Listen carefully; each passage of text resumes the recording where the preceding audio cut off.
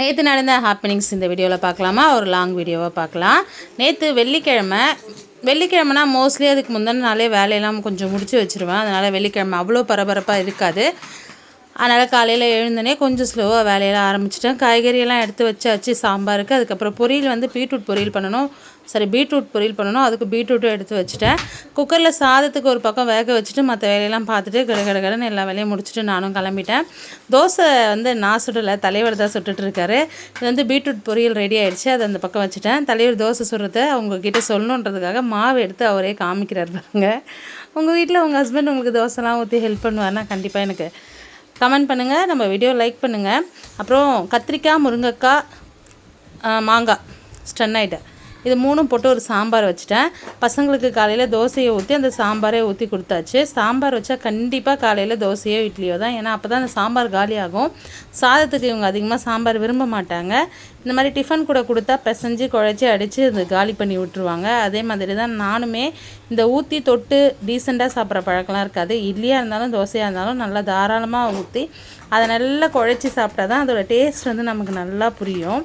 அந்த மாதிரி சாப்பிட்டு முடிச்சுட்டு அப்புறம் தலைவருக்கு மட்டும் லஞ்சுமே பேக் பண்ணிவிட்டு கடகடன்னு நானும் கிளம்பிட்டேன். இந்த வீடியோ லஞ்ச் வீடியோ போஸ்ட் பண்ணும்போது அதுக்கு கீழே ஒரு கமெண்ட், இந்த தயிர் எதுக்கு அப்படின்னு சொல்லிட்டு. இல்லை, எனக்கு புரியல, லஞ்ச் கூட தயிர் எதுக்குங்க வைப்பாங்க, சாப்பிட்றதுக்கு தானே. நானும் அதுக்கு ரிப்ளேவாக சாப்பிட்றதுக்குன்னு சொன்னேன்.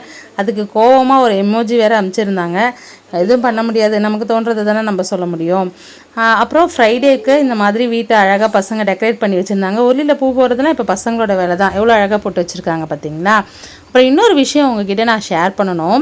இந்த சிச்சுவேஷனில் நம்ம பேசலைன்னா அதுக்கப்புறம் அதை பேச முடியாதுன்னு நினைக்கிறேன். இப்போ நம்மளோட தமிழ்நாட்டில் இந்த அரசியல் களம் வந்து அவ்வளோ சூடு பிடிச்சிருக்கு. அவ்வளோ நிறைய பேர் அரசியல் பேசுகிறாங்க. புதுசாக இருக்கவங்களாம் அரசியல் பேசுகிறாங்க. பார்க்கவே ரொம்ப மகிழ்ச்சியாக இருக்குது. அதை தாண்டி அரசியல்ன்ற பேரில் ரொம்ப வந்து அநாகரிகமாக நடந்துக்கிறதும் இருக்குது. ஏன்னா கீழே நிறைய போஸ்ட்டுக்கு கீழே ஒரு பெண்கள் வந்து போஸ்ட்டு போட்டால் அதுக்கு கீழே நேரடியாக அவங்கள பற்றி அசிங்கமாக பேசுகிறதும், ஆண்கள் போஸ்ட்டு போட்டாலும் அவங்க வீட்டில் இருக்கிற பெண்களை பற்றி பேசுகிறதுக்கும் இதெல்லாம் வந்து ரொம்ப அநாகரிகமாக போயிட்டுருக்கு. அதுவும் எல்லை மீறி போயிட்டுருக்கு. இங்கே வந்து அரசியல் பேசுகிறதுக்கான உரிமை வந்து எல்லாருக்கும் இருக்குது. அதுக்கான எல்லா தகுதியும் எல்லாருக்குமே இருக்குது. யார் வேணால் இங்கே அரசியல் பேசலாம், யார் வேணால் அவங்களோட கருத்துக்களை வந்து முன்வைக்கலாம். நீங்கள் வந்து அவங்களோட கருத்து தப்புன்னு சொல்லலாம். அதை தாண்டி உங்களோட கருத்து எந்த அளவுக்கு சரின்றதை நீங்கள் சொல்லலாம். அதாவது நீங்கள் இப்போ ஒரு கட்சியை ஆதரிக்கிறீங்கன்னா நீங்கள் எதுக்காக அந்த கட்சியை ஆதரிக்கிறீங்க, அந்த தலைவரை எதுக்காக பின்பற்றுறீங்க, நீங்கள் எந்த முறையில் சரி, இந்த மாதிரி கருத்துக்களை நீங்கள் ஸ்ட்ராங்காக எடுத்து வைக்கலாம். அதை தவிர்த்து நீ தப்புன்னு சொல்கிறதையே தவிர்த்து அவங்களோட கேரக்டரை பற்றி பேசுகிறது, அவங்களோட குடும்பத்தை பற்றி பேசுகிறது, இதெல்லாம் வந்து எந்த வகையில் சரின்னு தெரியல. இப்போ ரீசெண்ட் டேஸில் நிறைய போஸ்ட்டுக்கு கீழே அது நடந்துகிட்ருக்கு. அதை நான் உங்களோட ஷேர் பண்ணணுன்றதுக்காக தான் ஷேர் பண்ணேன். நேற்று வந்து தலைவர் ஆஃபீஸில் கூப்பிட்டு வரல, நானே தான் பஸ்ஸில் வந்தேன். பஸ்ஸில்னால் எனக்கு ஒரு ஸ்டாப் தான், ஒரு ஸ்டாப்பில் ஏறி நெக்ஸ்ட் ஸ்டாப்பில் இறங்குற மாதிரி தான். வர வழியில் வந்து மீன் குழம்பு வச்சே ஆகணுன்ற ஒரு கிரேவிங் திடீர்னு. இந்த வாரத்துக்கு ஒரு தடவை அந்த மீன் சாப்பிட்லன்னா பைத்தியம் பிடிச்ச மாதிரி ஆகிடும். அதனால் நானே நடந்து போய் ரெகுலராக வாங்குகிற கடையில் பார்த்தா மீன் கடை பூட்டி இருந்துச்சு. வேற ஒரு கடைக்கு வந்துட்டு கொஞ்சம் கவலை மீனும் கொஞ்சம் கொடுவா மீனும் அப்படின்னு வாங்கிட்டு வந்திருந்தேன். கொடுவான்னு சொல்லியிருந்தாங்க, வெலை மீன் அப்படின்னு சொல்லுவாங்க, எனக்கு தெரியல. மழை வேறு, என்னடா இது சங்கடமாக போச்சே அப்படின்னு சொல்லி, இருந்தாலும் பரவாயில்ல அந்த மீன் குழம்பு சாப்பிட்டே ஆகணுன்ற ஒரு வேகத்தில் வாங்கிட்டு வந்துட்டு ஒரு பக்கம் அரிசி சாப்பாட்டுக்கு ஊற வச்சுட்டு ஒரு பக்கம் புளி, வெங்காயம், சின்ன வெங்காயம், பூண்டு இதெல்லாமே எடுத்து வச்சுட்டேன். சித்திக்கடையில் எதிரிலே தான், மீன் கடைக்கு எதிரிலே சித்திக்கடை இருந்தது. அவங்க கடையிலே போயிட்டு ஒரு மாங்காவும் கொஞ்சம் கருவேப்பிலை கொத்தமல்லியும் சேர்த்து வாங்கிட்டு வந்துட்டேன். மீன் பிடி தடை காலன்றதுனால மீன் வந்து ஃப்ரெஷ்ஷாக கிடைக்கல. ஆனால் இந்த கடையில் கொஞ்சம் ஓரளவுக்கு ஓகே அப்படின்ற மாதிரி இருந்தது. அதனால் அங்கேயே மீன் வாங்கிட்டேன். இந்த கவலை மீன் வந்து 1/2 கிலோ 80 ரூபான்னு சொல்லியிருந்தாங்க. அதுக்கப்புறம் இதுதான் அந்த கொடுவா மீன், வெள்ளை கொடுவா, மஞ்சள் கொடுவான்னு சொல்லி கொடுத்துருந்தாங்க. அது என்ன கதைன்னு தெரியல. ஆனால் ஒவ்வொரு ஊர் சைடு வந்து இது வந்து வெலை மீன் சொல்லுவாங்க.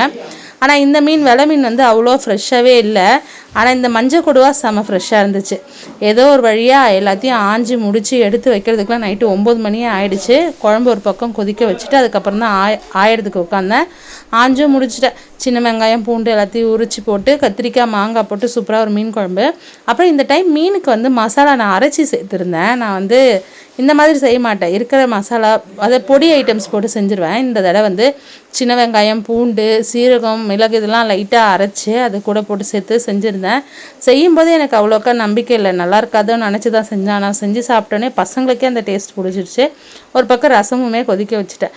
என்ன தான் டைம் ஆனாலும் சரி, அந்த சுட சுட சாப்பாட்டில் சுட சுட அந்த மீன் குழம்பு ஊற்றி கூட அந்த மீன் வறுத்ததை வச்சு நம்ம சாப்பிடும்போது அந்த அந்த நாளில் அந்த வாரமே நிறைவாக எனக்கு முடிஞ்சுது.